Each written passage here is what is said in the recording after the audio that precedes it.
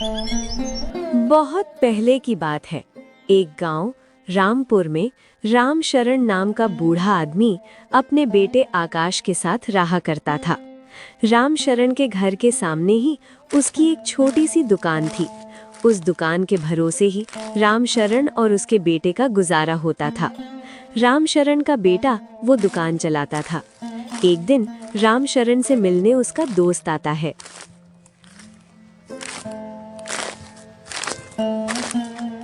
अरे भाई रामशरण, कैसे हो? बड़े सालों बाद तुमसे मिल रहा हूँ। सब कैसा चल रहा है? ठीक ही चल रहा है दीनदयाल। तुम बताओ, तुम कैसे हो? और तुम्हारी तो 3 बेटियां हैं ना, वो कैसी हैं? अब तो बहुत बड़ी हो गई होगी। हाँ रामशरण, शादी लायक हो गई है। और तुम्हारा भी तो एक बेटा है ना, वो भी तो शादी लायक हो गया होगा। क्या सोचा है, उसकी शादी कब कर रहे हो? हाँ दीनदयाल, शादी लायक तो हो गया है, लेकिन दीनदयाल तुम तो जानते हो ना, बिना पैसे की शादी नहीं होती। अब शादी के बारे में सोचना है तो उसके लिए धन की भी आवश्यकता होगी, पर मेरे पास फिलहाल इतना धन नहीं है। जब आएगा तब आकाश की शादी के बारे में सोचूंगा। रामशरण, मुझे लगता है हर बात का एक वक्त होता है। अब तुम्हारा बेटा बड़ा हो चुका है, अगर सही समय पे शादी कर दोगे तो अच्छा ही है। वैसे मेरे मन में एक बात थी, मैं वही बात करने यहाँ आया था। समझ नहीं आ रहा कैसे कहूँ। मुझसे कैसा शर्माना, बेझिझक कहो, क्या कहना चाहते हो? रामशरण, मैं अपनी बेटी के लिए तुम्हारे पास रिश्ता लेकर आया हूँ। क्या तुम अपने बेटे के लिए मेरी बड़ी बेटी कावेरी को स्वीकार करोगे?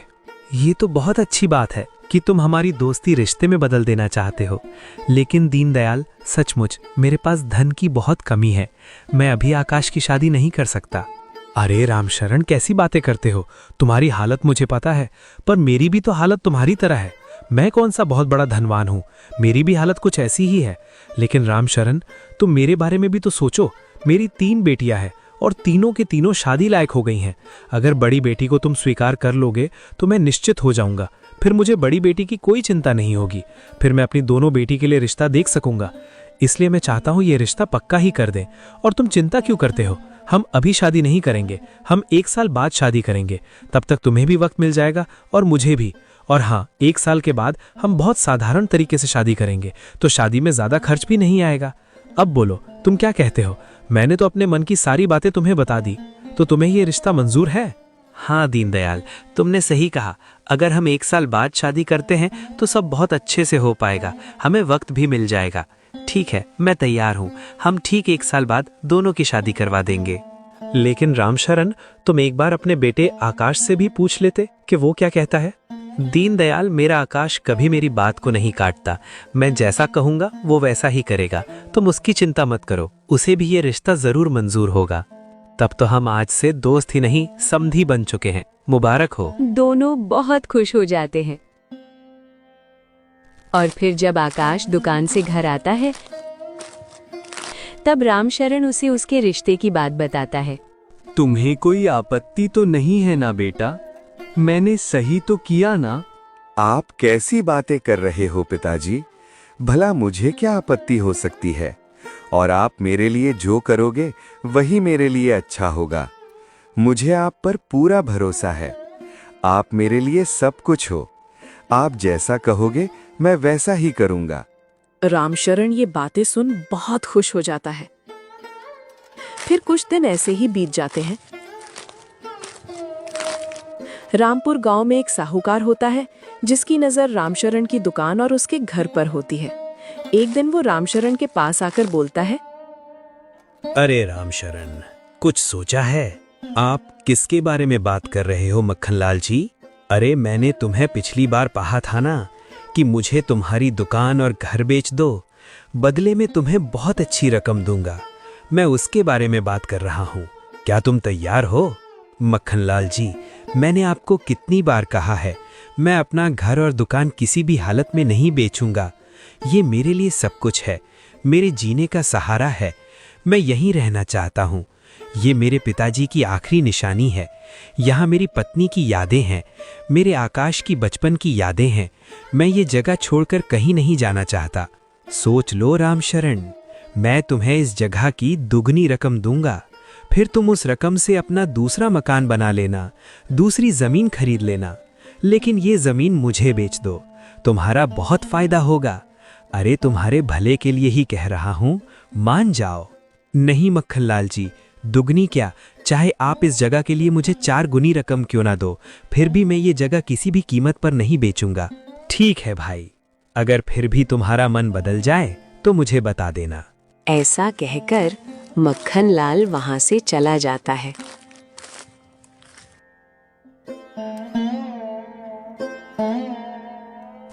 महीने बीत जाते हैं। रामशरण की दुकान पर लोगों का आना कम हो जाता है।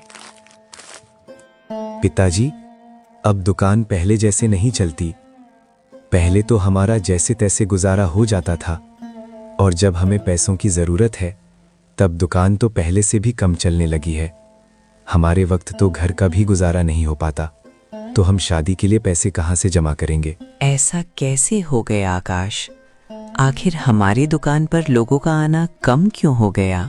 पिताजी, हमारे गांव में पहले इतनी दुकान नहीं थी, इसलिए सब लोग हमारे यहाँ आया करते थे। लेकिन अब कई दुकानें खुल चुकी हैं, इसलिए लोग उन दुकानों पर जाने लगे हैं, और उन लोगों के पास पैसे हैं, इसलिए वो नई नई और ऊंचे दर्जे की चीज़ खरीद कर लाते हैं। हमारे पास तो इतने पैसे हैं नहीं कि हम इतनी ऊंचे दर्जे की चीज़ खरीद कर ला सकें। शायद इसीलिए लोग अब हमारी दुकान पर आना पसंद नहीं करते। हाँ आकाश, तुमने सही कहा, शायद इसी वजह से। लेकिन आकाश, अब शादी को ज़्यादा वक्त नहीं बचा है, कुछ न कुछ करना पड़ेगा बेटा। दोनों सोच में पड़ जाते हैं और देखते ही देखते समय बीतता चला जाता है। अब शादी को केवल 2 महीने ही बचे होते हैं। आकाश दुकान पर गया होता है। तभी रामशरण सोचता है, क्या करूं? देखते ही देखते ये 2 महीने भी बीत जाएंगे और दुकान से पैसे तो आने से रहे। बहुत दिन इंतज़ार कर लिया, लेकिन दुकान तो चलने से रही। मेरा एक ही बेटा है और मैंने दीनदयाल से वादा किया है कि मैं उसकी बेटी से शादी करवाऊंगा। मुझे पैसों का इंतज़ाम करना होगा। एक काम करता हूँ, साहूकार के पास जाकर कुछ पैसे लेकर आता हूँ। शादी के बाद आकाश कुछ न कुछ काम करके उसके पैसे चुका ही देगा। यही सोचकर रामशरण उस साहूकार के पास जाता है।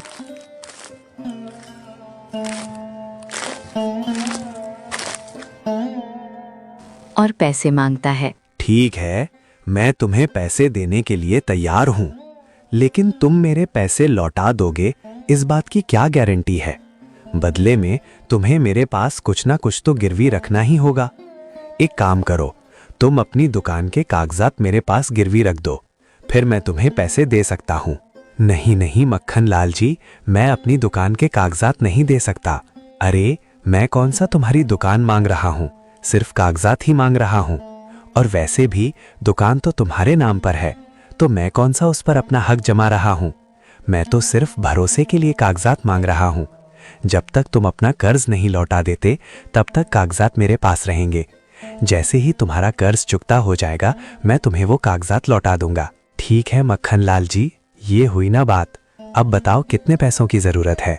मुझे 3000 की जरूरत है। ठीक है, मैं अभी तुम्हें ला कर देता हूँ। रुकिए मक्खनलाल जी, आप एक काम कीजिए, 3000 में से मुझे 1000 रुपये ही दीजिए और 2000 आपके पास ही रखिए, क्योंकि मेरा शादी वाला घर है, चोरी होने का डर रहता है। आपके घर में पैसे सुरक्षित रहेंगे। फिलहाल मुझे 1000 रुपये दे दीजिए और फिर बाकी के 2000 रुपये मैं बाद में ले जाऊंगा। अच्छा ठीक है, मैं अपने खाते में लिख लेता हूँ कि तुमने मुझसे 3000 रुपये लिए हैं। फिर रामशरण 1000 रुपये लेकर घर जाता है और उन पैसों को संभाल कर अलमारी में रख देता है और आकाश के लौटने का इंतज़ार करता है। थोड़ी ही देर बाद रामशरण के सीने में बहुत तेज़ दर्द होता है। वो बहुत तड़पता है, किसी को आवाज़ लगाने की कोशिश करता है, लेकिन उसके मुंह से आवाज़ नहीं निकलती और वो नीचे गिर जाता है। थोड़ी देर बाद आकाश घर लौटता है। अपने पिताजी को नीचे गिरा हुआ देख आकाश बहुत घबरा जाता है। उन्हें उठाने की कोशिश करता है, लेकिन रामशरण नहीं उठता। आकाश वैद्य को बुलाकर ले आता है। तो वैद्य जी रामशरण को मृत घोषित करते हैं। नहीं वैद्य जी, ये नहीं हो सकता। मेरे पिताजी को तो कोई बीमारी भी नहीं थी। ये कैसे हो सकता है?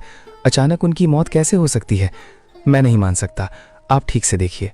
वैद्य जी उसे समझाते हैं और सांत्वना देते हैं। आकाश जोर जोर से रोने लगता है। फिर रामशरण का अंतिम संस्कार किया जाता है। कुछ दिन ऐसे ही बीत जाते हैं। आकाश पूरी तरह से अकेला पड़ चुका है। एक दिन आकाश को अलमारी में 1000 रुपए दिखते हैं। ये पैसे यहाँ कैसे आए? मुझे लगता है ज़रूर पिताजी ने रखे होंगे। हमारे पास तो पैसे नहीं थे। ज़रूर से पिताजी ने किसी से कर्ज लिया होगा। लेकिन किससे? एक काम करता हूँ, ये पैसे जिससे भी लिए थे मैं उसे लौटा दूंगा, क्योंकि अब मेरी शादी करने का कोई इरादा नहीं। मैं शादी नहीं करूँगा। मेरे पिताजी मेरे लिए सब कुछ थे। मेरी पूरी दुनिया उजड़ चुकी है। मेरे सर पर एक उनका ही तो हाथ था, एक उनका ही सहारा था। वो मुझे छोड़कर जा चुके हैं और ठीक 1 महीने बाद शादी की तारीख है। मेरे पिताजी को गए हुए कुछ दिन हुए हैं और मैं शादी करूं? बिल्कुल भी नहीं। मैं ये शादी नहीं करूंगा। मैं दीनदयाल जी से माफ़ी मांग लूंगा कि मैं ये शादी नहीं कर सकता। आकाश ये सब सोच ही रहा होता है। तभी उसके घर मक्खन लाल आता है और बोलता है, कैसे हो बेटा, ठीक तो हो ना? जी मक्खनलाल जी, ठीक हूँ, लेकिन पिताजी की बहुत याद आती है। उनके बिना ये घर बहुत सोना लगता है। बचपन से मैं पिताजी से कभी अलग नहीं रहा। माँ तो बचपन में ही गुजर चुकी थी, तो मेरे लिए मेरे पिताजी ही मेरी माँ भी थी, जो मेरा बहुत अच्छे से ख्याल रखते थे। अब मेरा कोई नहीं रहा। मैं पूरी तरह से अनाथ हो चुका हूँ। अपने आप को संभालो बेटा। अब होनी को कौन टाल सकता है? जिसको जब जाना होता है चला जाता है। इस दुनिया में कोई अमर नहीं है बेटा। सबको एक ना एक दिन जाना है। वैसे बेटा, मैं तुमसे एक ज़रूरी बात कहने आया था।